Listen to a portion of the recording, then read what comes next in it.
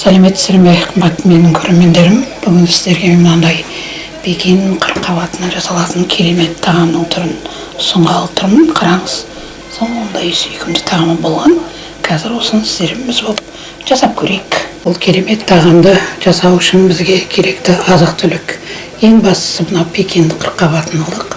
Сосын 3-4 картоп алдық, пияз алдық, аздаған қозы құйрық алдық, 3 жұмыртқа алдық.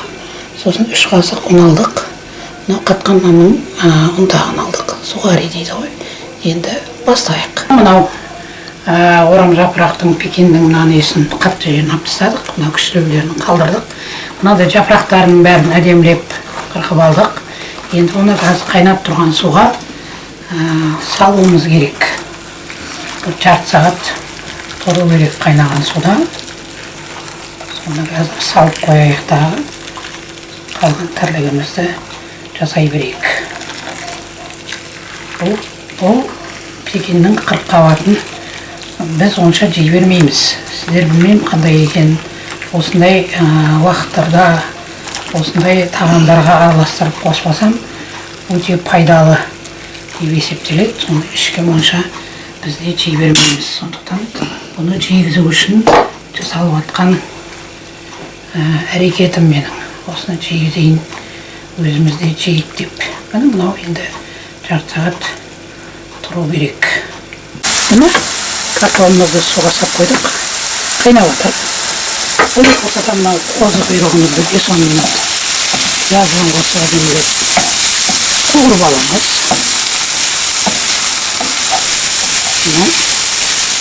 Мынау картопты пісіріп езбе жасадық. Пюре жасадық. Енді мына қозы құйрықпен қуырылған пиязымыз да қосылып, екеуін араластырамыз. Бұл керемет тағам болады бұл. Дәруменге өте бай, жасалу жолда оп-оңай. Сондықтан қозы құйрықты жасайтын жақсы көретін адамдарыңыз болса, үйіңізде жасай беріңіз. Енді мұны бұлай қоя тұрамыз. Енді бізге мынау капустаның қабығы керек. Қырыққабаттың әдеміге қабықтары керек. Жарты сағат суда тұрды. Қараңыз. Енді әдемілеп ортасын кесуіміз керек. Мына қатты жерін мына кесіп аламыз. Бұл орауға келмейді. Бұны тек қана салат жасайсыз. Бәрі капустаның ортасын өстіп қырқып алыңыз. Бірінде әдемілеп қырқып алып тәліге қоя беріңіз. Мынау жаңа қырыққабаттан қырқып алған жапырақтары. Енді бұл жерге мынау ішінде салмасын салуымыз керек. Енді қараңыз, мынау қатты жері қырқылды. Енді мынау жұмсақ жерін орау оңай болады. Міне. Осылай орайсызда мынандай ыдысқа сала бересіз. Мынау келесісі міне. Дәл осылай салмасын қанша салғыңыз келсе, сонша сала беріңіз, себебі піскен. Міне қараңыз, бір жапырағы, екі жапырағы, сосын орайсызда мынандай әдемі қоя бересіз. Міне мынау жұмыртқамызға араластырып алыңыздағы. Мынау 3 қасық ұныңызды салыңыз. Енді осыны араластырып алуымыз керек әдемілеп. Енді мынау оралған, қырыққабатқа оралған салмасы бар әдемі күшті неңізді жұмыртқамен ұнға салыңыз. Содан кейін оны алыңыздағы. Мынау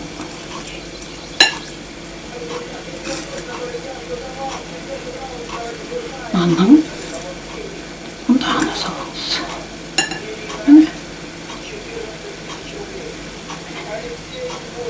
Енді тағы да әдемілеп неге саласыз? Жұмыртқамен. Бұндай ашылып кетуі мүмкін. Ештеңесі жоқ, қайдан жауып қоясыз. енді ұнның ұнтағына, нанның ұнтағына саласыз. Міне осылай жасай беріңіз. Міне табаға да келдік. Енді біртіндеп екі жағына қызартып қуырып ала беріңіз. Себебі іші де сыртыда піскен, жеуге жарайды. Піспей қалды деп қорықпайсыз. Кішкентай май салыңыз да қуырып алыңыз.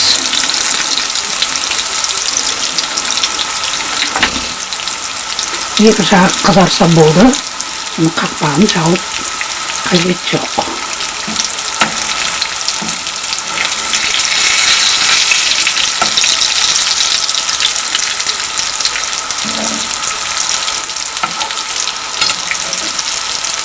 Керемет тағам болады бұл.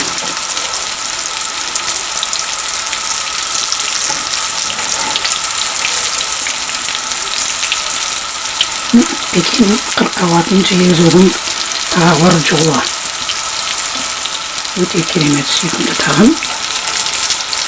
Жеулеріңіздің бәріне ұнау керек бұл. Қандай керемет тағам пісіріпсің деп бала-шағаңыз да, азаматыңыз да риза болатын тағам. Көріңіз. Керемет тағам. Жасалу жолы да оп-оңай, көп уақытыңыз алмайды. Енді 1 сағаттай уақытын тағам береді.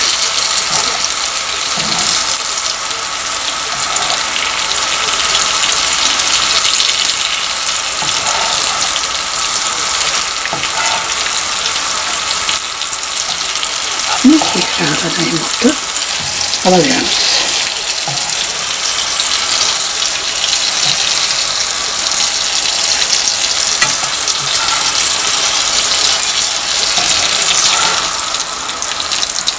Міне, керемет тағам дастарханға келді.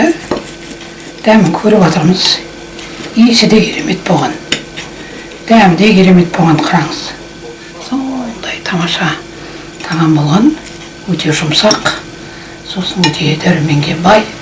Міне осылай менің әдісім ұнаса, лайк басып, комментарий жазып, менің каналымды қолдап, қолпаштап жүріңіздер.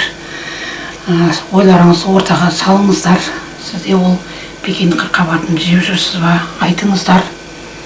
Қазақша контенттерді қоштап, қолпаштап жүріңіздер. Астарыңыз дәмді болсын.